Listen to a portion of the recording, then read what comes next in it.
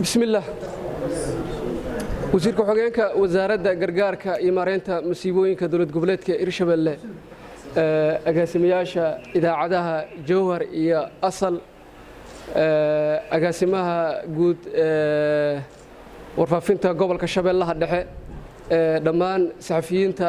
sharafta badan halkan ku sugan dhammaan waxaan igu salaamayaa salaanta islaamka assalaamu calaykum waraxmatullaahi wabarakaatuh بعد سلام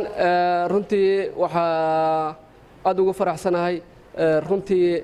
dadka i doortay iyo kuwa aan i dooranaba in aan ku soo baxo xilka gudoomiyaha ururka saxafiyiinta gobolka Shabeellaha Dhexe runtii dadka codkooda aan isinin waxay la mid yihiin ayagoo i doortay waxaan ka shaqeyn doonaa sidaan hore idinku balan qaaday khudbadeeni ka horeysay doorashada ka hor in aan sameeyno hirgelin ururka saxafiyiinta gobolka Shabeellaha Dhexe in ay yeeshaan xafiis qof waliba oo wariye ah ee u furan tahay in uu yimaado ama uu leeyahay hoy uu ka duulo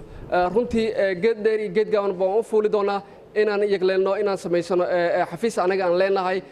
iyo sidoo kale in aan joogteeno tababaro dalka iyo dibadiisa ah inaan raadino si wariyaasha xifradooda aan kor ugu qaadno sidoo kale ururka wuxuu ka shaqeyn doonaa dhisidda ama igleelidda urur markaas ay ku midaysiin dhammaan saxafiyiinta ka howlgala deegaanada Hirshabelle runtii maadaama hadda aan dhisanay urur gobolka Shabeellaha Dhexe ay ku midaysiin ururku wuxuu u istaagi doonaa sidoo kale inaan yeelano urur ay ku midaysiin dhammaan wariyaasha ka howlgala deegaanada Hirshabelle anagoo tagi doona